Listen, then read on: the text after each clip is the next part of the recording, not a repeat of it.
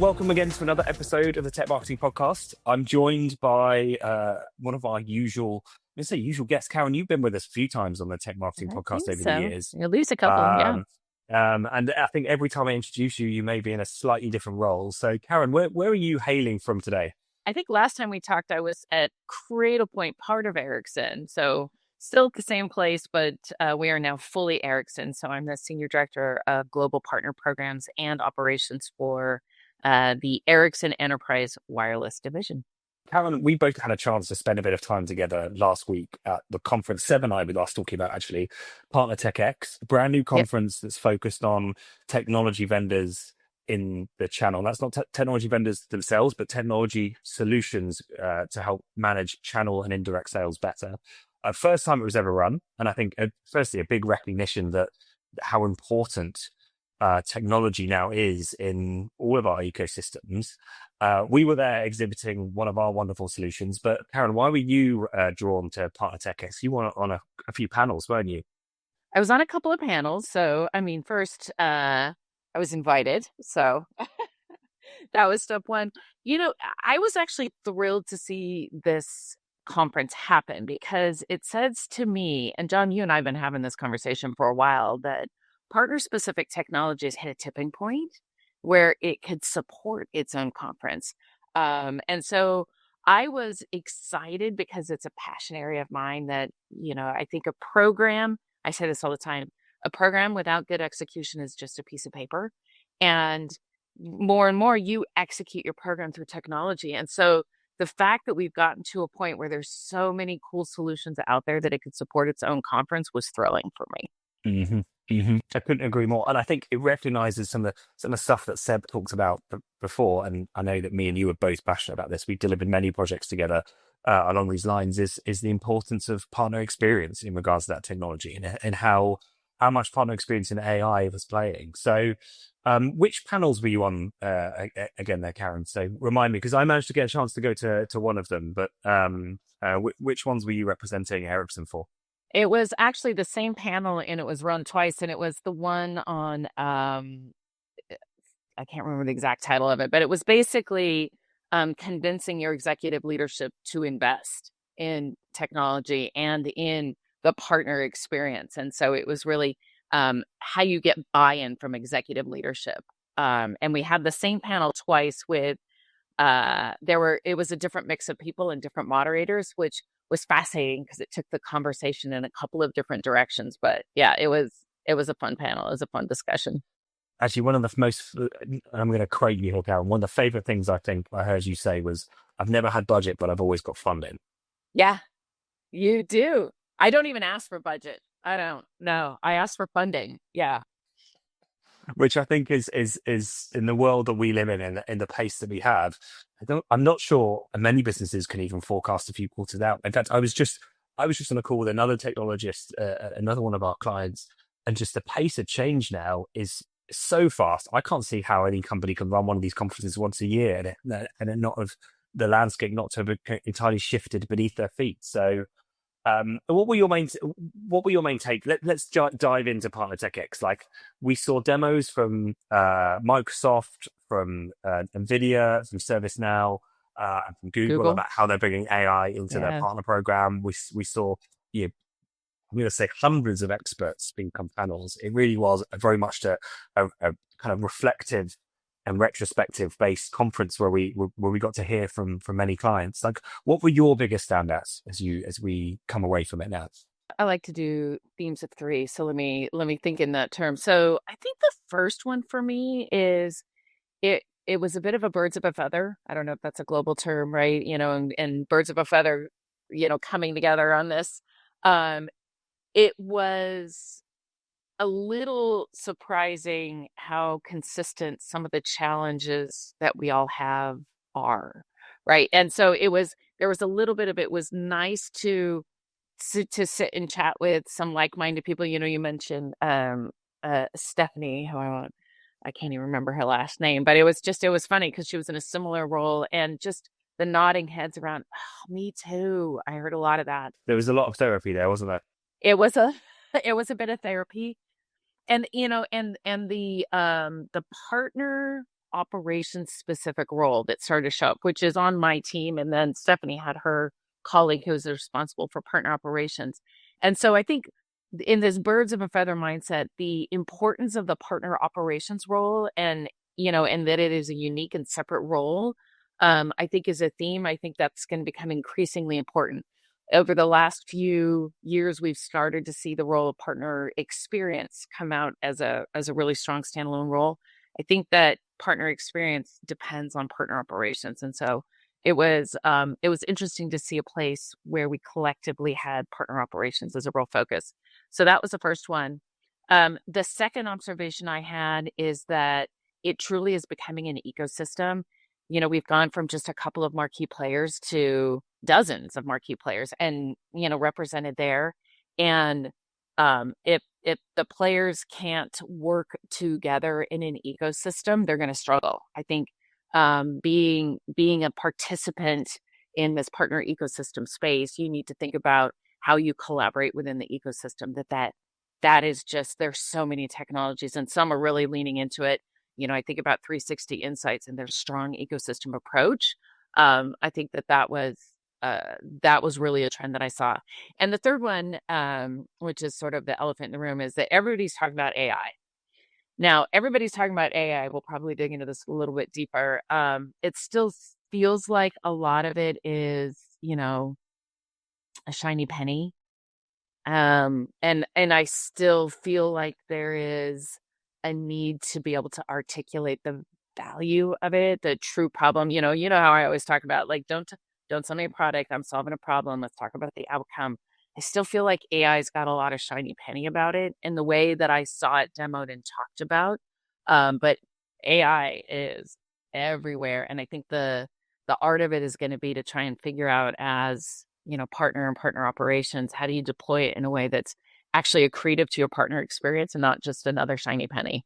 That was the big takeaway for me, actually. Like the number one, if I was to collect around one idea, and is, we saw these fantastic demos from Google, from Microsoft, ServiceNow and NVIDIA at the start of the sessions, really kind of setting the tone of like, this is what's possible.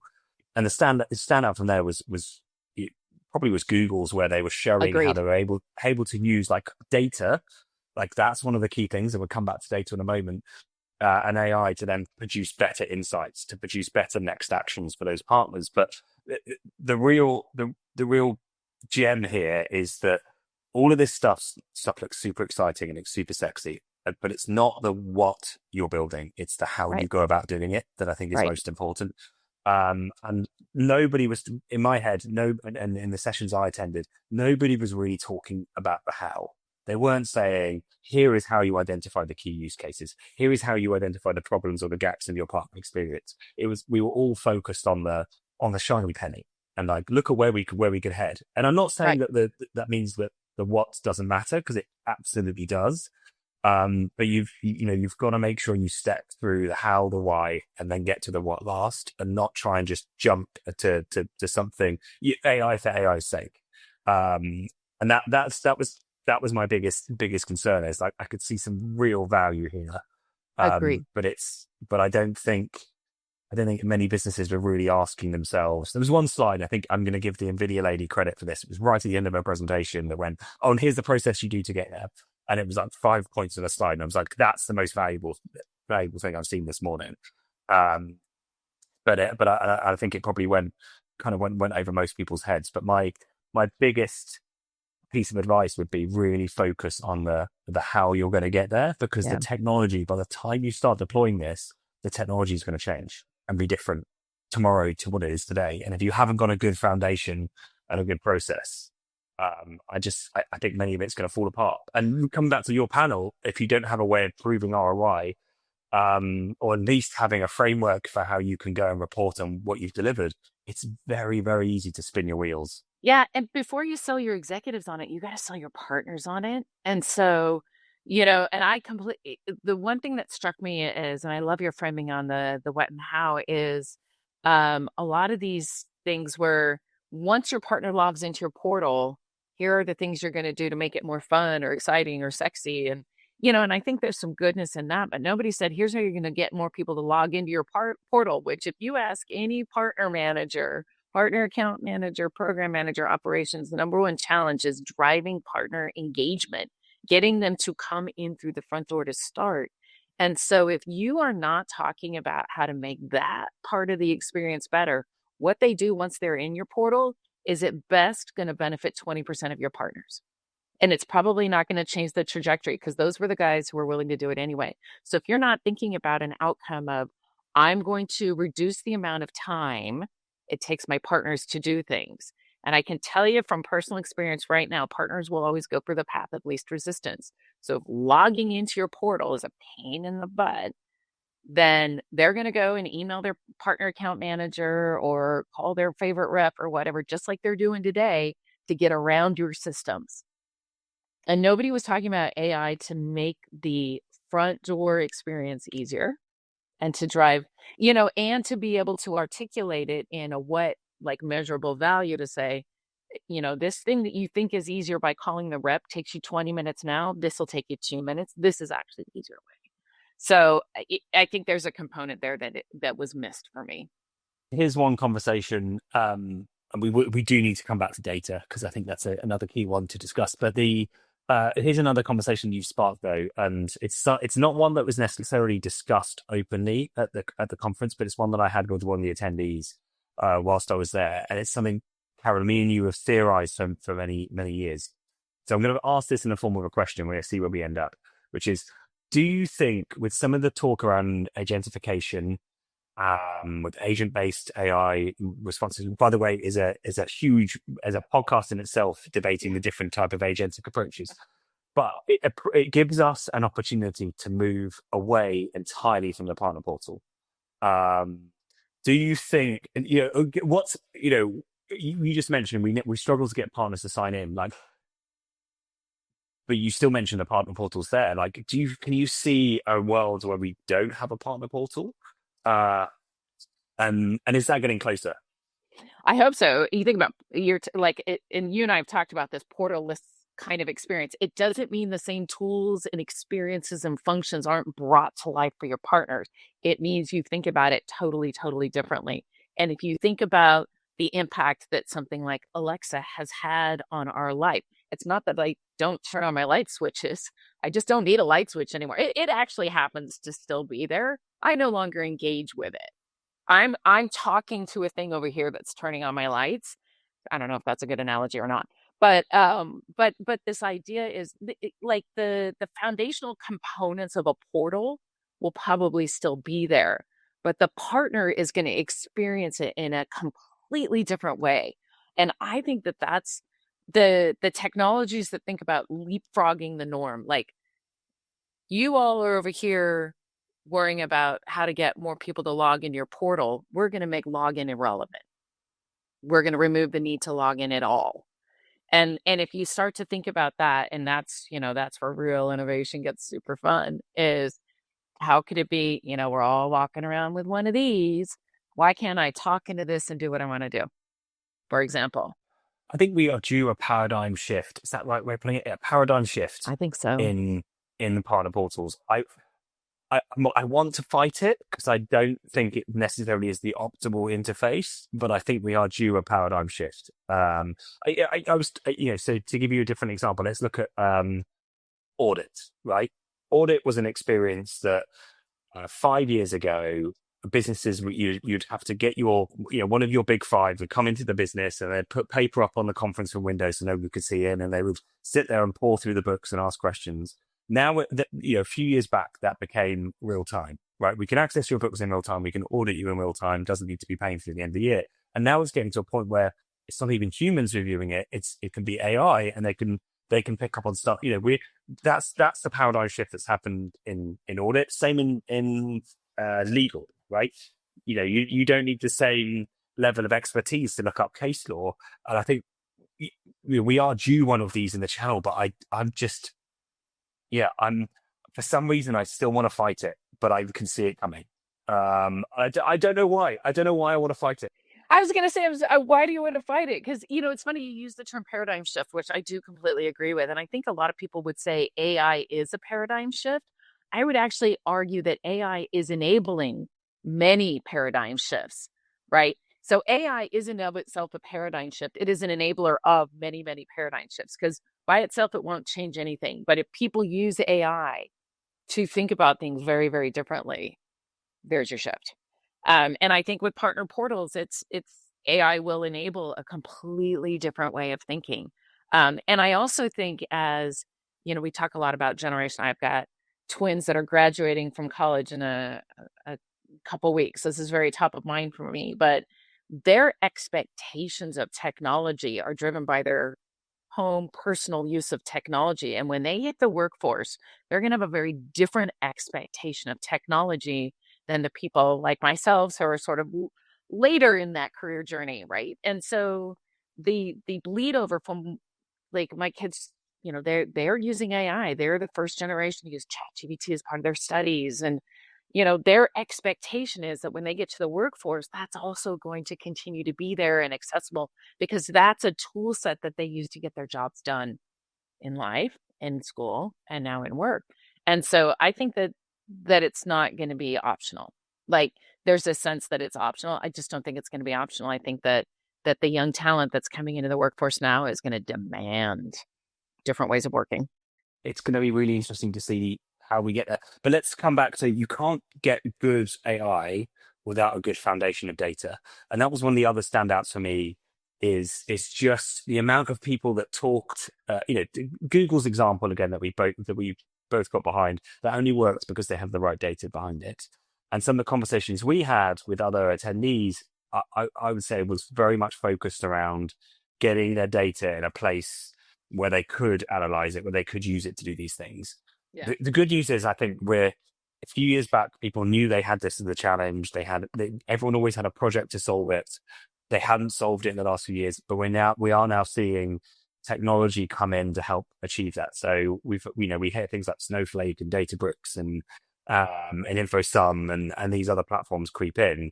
And this was definitely the first year where everyone felt more confident they were going to get there. But I mean, you've just gone through this transition yourself with us. Like, what advice would you give to people?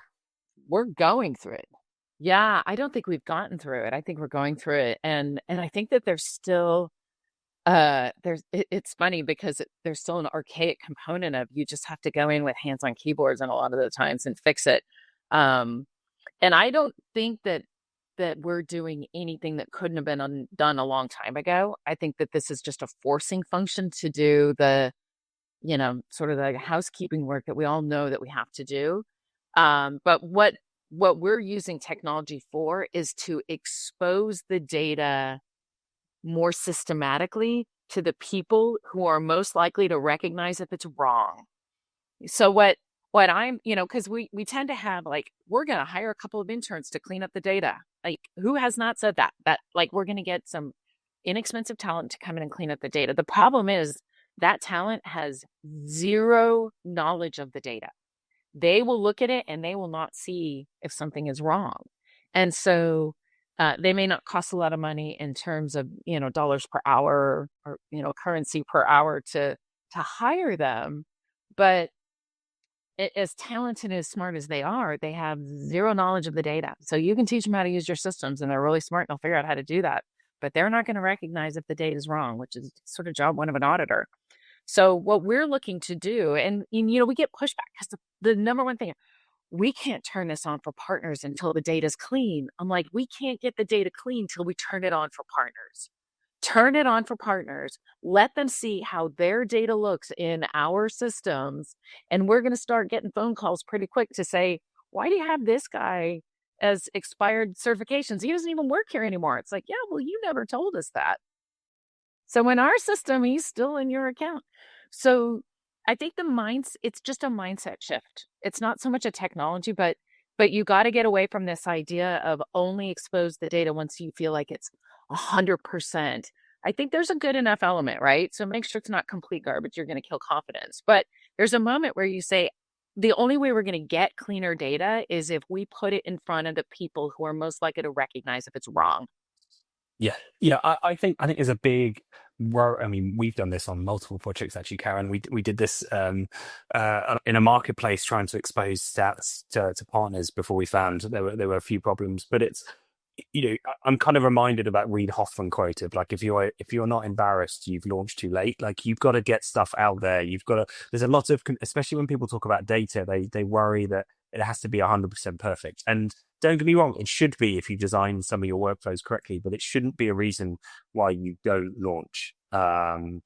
Because so much of the partner tool stack, let's use another example. Partner locators, something I'm very passionate about, is based on data. And so if you haven't got the right data, partners aren't going to be ranked properly. They're not going to, I agree with you. I think giving partners and the people that know if it's wrong the right access, and then giving them the tools to be able to provide the feedback has got to be one of your best first approaches. And nothing will drive them to log into your system and fix it faster than seeing it wrong. Like it drives action. Now, of course, you've got to stay thinking about governance and compliance, right? You need to make sure you're not exposing data in an uncompliant way. I think that is where I spend my energy to make sure that a partner can only see the data we have for that partner. That energy we put a lot of energy into, but making sure that partner data is accurate. Of course, we make our best effort, but that partner is going to be the most expert to tell us. I want to use the last, I know we've only got a couple of minutes left here, just to talk about some of the other items you referenced as well. So we talked about AI and data. I completely agree with the role of partner ops. It was surprising. Firstly, it was awesome to see it be recognized. We've been speaking to a lot of partner ops people recently, and if you're passionate as partner ops and you're listening to this, do drop us a line because we'd love to hear from you. But your second one, the ecosystem piece, like I'm going to give 360, who we're affiliated with them here at Together, a bit of a call out that they have done something which has never been possible, I think, in our space, which is build the ecosystem and really shown what ecosystem orchestration looks like. We always talk about living and breathing and dog fooding, if you will, and I don't think we've done enough of it. And I would say it is the future of where many businesses are going. We use the term teaming as well, Karen, multiple partners working together on a deal. Yeah. But I think many people don't realize the energy and effort that it takes to actually make that happen. And we saw some of the solutions there, people like Crossbeam, that have been around for a while. But I think we also started to see for me, the effort that it takes to get there. But yeah, what are your comments around the ecosystem, Karen? Well, I think there's a couple of things. I think the first thing I would say is it makes more space for innovation when a small niche player can come in and solve one aspect of a problem in an ecosystem. That it lowers the barrier for that cool innovation. And I think the other is back to our portal's even going to be a thing, because an ecosystem really focuses more on functionality and experience for the partner and less on just one tool and one way of doing things. And so I think ecosystems are the future, which is what opens the door to maybe not no portal, but a very different way of thinking about the portal experience. And it is absolutely going to breed innovation. And the partner experience as well. So no, completely agree. Karen, it's been a real pleasure to have you back on the Tech Marketing Podcast again. This has been insightful for me, and it was a pleasure, of course, to both of us. Had the pleasure of being on the PartnerTech X, the first PartnerTech X. Hopefully the first of many. Yeah, it was super cool. Look forward to seeing you again next year. Thanks, Karen. All right. Thanks.